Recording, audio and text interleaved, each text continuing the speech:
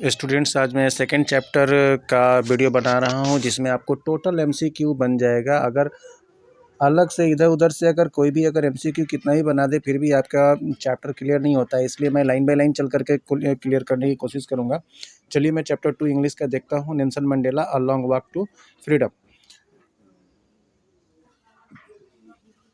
सबसे पहले मैंने लगाया है Mandela had to spend 30 years in prison, यानी कितने साल रहने पड़े जेल में नेल्सन मंडेला को, तो 30 ईयर्स। पहला इलेक्शन कब हुआ था, तो साउथ अफ्रीका का डेमोक्रेटिक इलेक्शन तो 1994 में हुआ था। और पहले ब्लैक प्रेसिडेंट के रूप में कौन चुने गए थे, तो नेल्सन मंडेला चुने गए थे। ठीक है, सेकंड में आ जाते हैं, लास्ट में आ जाते हैं। यहाँ पर थोड़ा सा बच्चे शोर कर रहे हैं, कोई बात नहीं है, वो अगल बगल में रोड पर खेलते हैं। सबसे पहले ये न्यूज़ कहाँ पर आया था, तो ये न्यूज़ हम लोगों को जो लिया गया है ये बीबीसी से लिया गया है 10 मई 1994 को। ठीक है, उसके बाद में अब आते हैं हम लोग, ये थोड़ा सा आगे वाला का ही दिया हुआ है, चलिए फिर भी देख लेते हैं कि साउथ अफ्रीका क्या चीज़ था। तो ये बहुत सदियों से वाइट रूल का सुप्रीमेसी का उदाहरण रहा हुआ है। और नेल्सन मंडेला ऐसे थे जो कि national conference African national Congress के पार्टी, यानी जिसको शॉर्ट में एएनसी कहते हैं, उसके सदस्य रहे थे। ये पार्टी जो है कि फर्स्ट डेमोक्रेटिक इलेक्शन जो हुआ था उसमें 400 सीटों में से 252 सीट्स को जीती हुई थी। अब हम लोग आगे बढ़ें, तो ये कुछ है जिसमें कि वर्ड आपको मत दे देता है, और इसीलिए मैंने इसका मिलान भी कर दिया। आप धीरे धीरे आराम से इसको देखेंगे तो बिल्कुल समझ में आ जाएगा।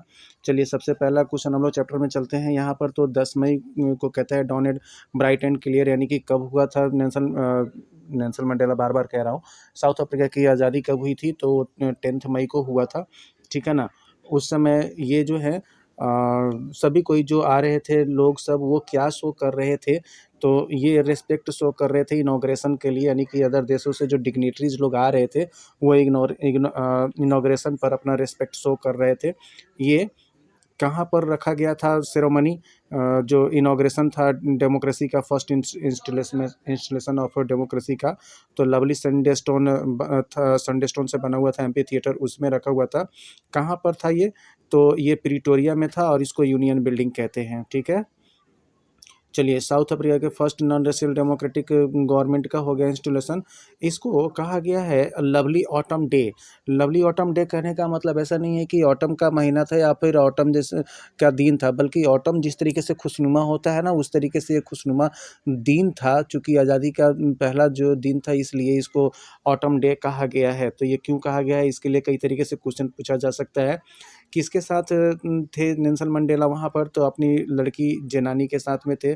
सबसे पहले शपथ कौन लिए थे, मिस्टर डी क्लर्क लिए थे। और किस पद पर लिए थे, तो सेकंड डेप्यूटी प्रेसिडेंट के रूप में वो शपथ लिए हुए थे। आगे आते हैं, सेकंड जो शपथ लेने वाले थे, ऑथ लेने वाले थे, कौन थे, वो तो थाबू बेकी थे। किस पद पर लिए थे, तो फर्स्ट डेप्यूटी प्रेसिडेंट के रूप में वो लिए थे शपथ। एक्स्ट्रा ह्यूमन डिजास्टर यहाँ पर कह रहा है कि क्या था, तो एक्स्ट्रा ह्यूमन डिजास्टर जो होता है ना, वो आदमी के द्वारा ही कोई बहुत बुरा काम किसी आदमी के लिए किया जाए उसको ह्यूमन डिजास्टर कहते हैं। जैसे कि नेचुरल जो डिजास्टर होते हैं तो वो नेचर के द्वारा लाया जाता है जिससे हम लोग को बहुत ज़्यादा नुकसान पहुँच जाता है। उसी तरीके से ये ह्यूमन डिजास्टर था जो कि आदमी के लिए बहुत नुकसानदायक था साउथ अफ्रीका में। कहते हैं कि सोसाइटी कैसा होना चाहिए, तो society must be born in which all humanity will be proud, यानी कि सभी को गर्व हो, ऐसा सोसाइटी होना चाहिए। कौन आउटलॉज कर दिए गए थे, तो साउथ अफ्रीकन जो ब्लैक लोग थे उनको कर दिया गया था आउटलॉज।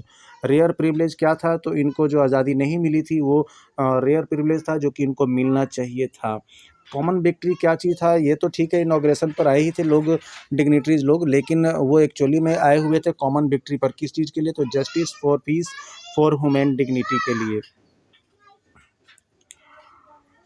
किस चीज़ से मतलब आज़ादी कराने के लिए शपथ ले रहे हैं नेल्सन मंडेला अपने यहाँ के लोगों को, तो ये जो bondage of poverty, deprivation, suffering, gender and other discrimination, किसी भी तरह का डिस्क्रिमिनेशन, भेदभाव, छुआछूत, इन सभी तरह की चीज़ों से आज़ाद कराने के लिए शपथ ले रहे हैं। चलिए, और लास्ट में क्या बोलते हैं साउथ अफ्रीका के जो प्रेसिडेंट बने फर्स्ट, वो बोलते हैं let's freedom rain, God bless Africa. ठीक है, एक चीज़ और है उसके ऊपर वाला लाइन में the sun shall never set on so glorious a human achievement, ये किसने कहा था? इस तरीके से जो क्वेश्चन है ना वो पूछा जा सकता है, ठीक है। अच्छी बात है। अगले पेज में हम लोग आते हैं। ये दिया हुआ है स्पेक्टेकुलर अरे of south African jet helicopter and troops carriers. ये मतलब कौन से लोग जो थे वो एक विशेष तरह का पैटर्न बना रहे थे, स्पेक्टेकुलर एरे बना रहे थे, तो वहाँ का helicopter and troops carrier jet जो होते हैं वे बना रहे थे, ठीक है। अच्छा, ये कहता है कि ये जो उड़ रहे थे आसमान में एम्पी थिएटर के ऊपर जेट्स एंड हेलीकॉप्टर्स, ये क्या शो करना चाहते थे? क्या ये अपनी ताकत साउथ अफ्रीका की या फिर फोर्स की ताकत शो करना चाहते थे? तो नहीं, ये मिलिट्री के लिए लॉयल्टी शो कर रहे थे और डेमोक्रेसी के लिए अपनी लॉयल्टी शो कर रहे थे। इनको जो सैल्यूट करने वाले हैं वो कौन है? तो हाईएस्ट जनरल्स थे। ये इनके जो छाती हैं यानी कि चेस्ट जो है वो रिबन्स एंड मेडल से पूरा छाया हुआ है, जो कि इनके पहले अंग्रेज के समय का इनको मिला हुआ था। बहुत साल पहले ये जनरल जो थे हाईएस्ट जनरल, ये क्या किए थे? नेल्सन मंडेला को तो अरेस्ट किए थे। इसको अभी जो है कि कोई ये माइंड नहीं किया कि यही आदमी मुझे पहले कभी अरेस्ट किया था। चलिए, ये वहाँ का झंडा साउथ अफ्रीका का जो है अभी उसमें कौन-कौन सी कलर है? तो black, red, green, blue and gold, ठीक है। साउथ अफ्रीका का ये फ्लैग होता है, उसमें ये झंडा है। चलिए, सो वाइट लोग वहाँ पर 2 नेशनल एंथम गाए जाते हैं साउथ अफ्रीका में, ताकि वाइट लोगों को भी खराब ना लगे कि जैसे ही ब्लैक लोगों का शासन आया, चाहे डेमोक्रेसी शासन हुआ, तो वाइट लोगों को नहीं पूछा जाता है, ऐसा नहीं होना चाहिए। तो वहाँ उन वाइट लोगों का क्या एंथम था? तो वो एंथम था इनका, अभी भी गाते हैं, एनकोसी सिक्लेला अफ्रीका। उसी तरीके से ब्लैक लोगों का जो नेशनल एंथम है वो क्या है? डी एस टी एम, ये ओल्ड नेशनल एंथम है साउथ अफ्रीका का। उसके बाद में कहते हैं कि ये ओवरवेल्म्ड हो जाते हैं, बहुत उत्सुक हो जाते हैं, तो किस लिए हो जाते हैं? तो वो सेंस ऑफ हिस्ट्री की वजह से हो जाते हैं। बात कब की शुरू कर रहे हैं? तो first decade of 20th century की। उस समय क्या हुआ था? तो फर्स्ट क्या कहें, बिटर एंग्लो बोर वार हुआ था, यानी कि अंग्रेज और ब्लैक लोगों में लड़ाई हुई थी। उस समय अभी साउथ अफ्रीका में नेल्सन मंडेला का जन्म नहीं हुआ था। ये भी क्वेश्चन पूछ सकता है, ठीक है ना।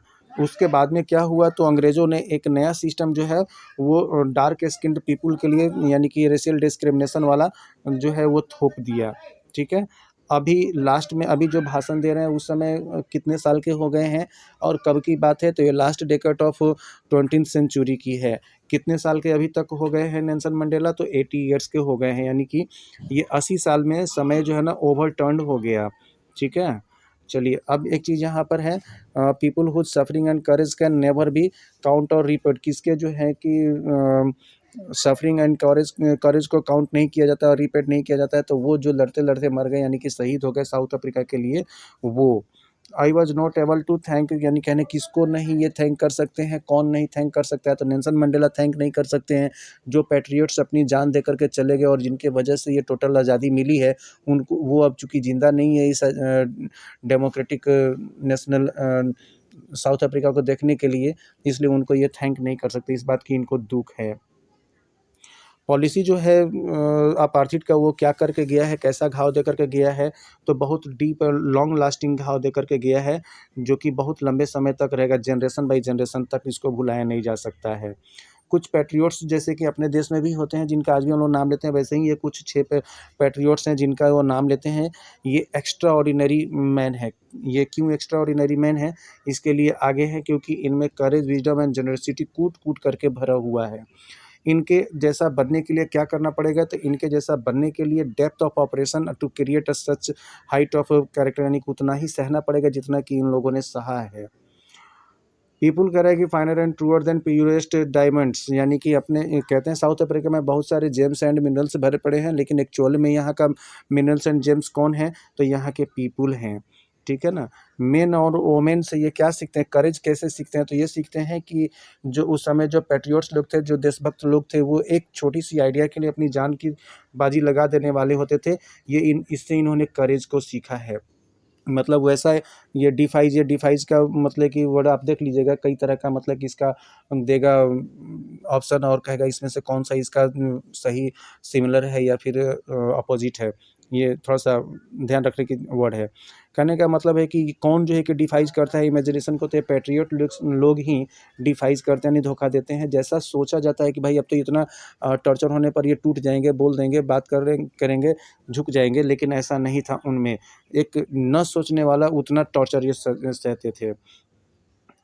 करेज क्या है, तो करेज जो है कि फ़ियर का एब्सेंस नहीं, यानी कि ऐसा नहीं है कि किसी में डर नहीं होता है, बट डर तो सबको लगता है, लेकिन उसके ऊपर जो विजय प्राप्त कर लेता है उसी को हम लोग करेज कहते हैं, ठीक है ना? जैसे ड्यू पियो और जीत हासिल करो, डर भगाओ। ब्रेव मैन कौन है, तो ब्रेव मैन वो नहीं है जो कि डरता नहीं है, बल्कि वो है जो कि डर पर विजय प्राप्त कर लेता है, ठीक है ना? पीपल को क्या सीखना चाहिए, तो हेट करने के लिए सीखना चाहिए। क्यों हेट करने के लिए सीखना चाहिए? क्योंकि लव तो ऑलरेडी नेचुरली आ जाता है जन्म लेते ही, ठीक है ना? इसीलिए कहते हैं कि they can be taught to love, यानी कि जिसको हेट सिखाया जा सकता है ना, जो हेट सीखने की ज़रूरत है, लव नहीं। अगर हेट सिखाया जा सकता है तो लव तो अपने आप नेचुरली आ जाने वाली चीज़ है। मैन की गुडनेस क्या है? मैन की गुडनेस जो है, कहते हैं कि एक फ्लेम है जो कि कभी भी बुझता नहीं है, भले ही वो दब जाता है कुछ समय के लिए, लेकिन वो बुझता नहीं है, वो हमेशा जलता ही रहता है। कहते हैं कि हर ज़िंदगी के लाइफ में 2 ऑब्लिगेशंस होते हैं, यानी कि बाध्यताएँ होते हैं, यानी कि हर किसी के जीवन में कहो तो मेनली 2 ड्यूटीज़ होते हैं। एक होता है अपनी फैमिलीज़ के लिए, अपने पेरेंट्स के लिए, अपने वाइफ़ और चिल्ड्रन के लिए, और सेकंड जो होता है अपने लोगों के लिए, अपनी कम्युनिटी के लिए, अपने कंट्री के लिए, ठीक है? अब आगे आइए यहाँ पर, कहते हैं कि ये कौन-कौन से नियम से बचपन में मतलब बंधे हुए थे, कौन-कौन से नियम को ये फ़ॉलो करते थे? चूँकि बचपन में ये एक्चुअली में फ्रीडम इनको पूरा मिला हुआ था, जो चाहते थे वो करते थे। बस ये 2 चीज़ों से बंधे हुए थे। एक जो इनके फ़ादर का कस्टम था और ट्राइब का जो कस्टम था वो, और लॉज़ ऑफ मैन और गॉड, बस इससे बंधे हुए थे। क्या ट्रांज़िटरी फ्रीडम किसे कहते हैं? तो जो नवजुवक हैं, जैसे कि नेल्सन मंडेला जी समय नवजुवक थे, तो उस समय अगर वो चाहते थे कि मैं कहीं भी जाऊँ, रात में कहीं भी रहूँ, बाहर में कहीं भी अपना काम करूँ, पढ़ूँ, तो वो ट्रांज़िटरी फ्रीडम था, उसको रोक लिया गया था। ये कहाँ पर एक यंग मैन के रूप में अपनी करियर शुरुआत करना चाहते थे या पढ़ाई करना चाहते थे? जोहान्सबर्ग में।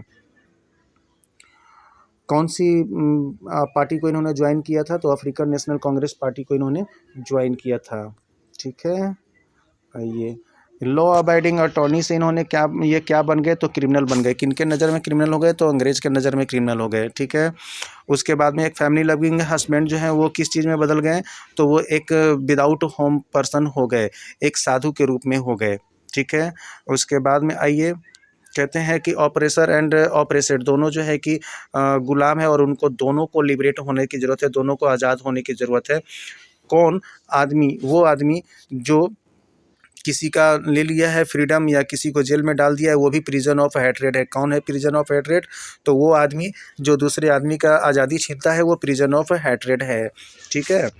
ऑपरेटेड पीपल और ऑपरेसर दोनों जो होते हैं उनका ह्यूमैनिटी ख़त्म हो गया होता है। किनका ह्यूमैनिटी ख़त्म हो गया होता है?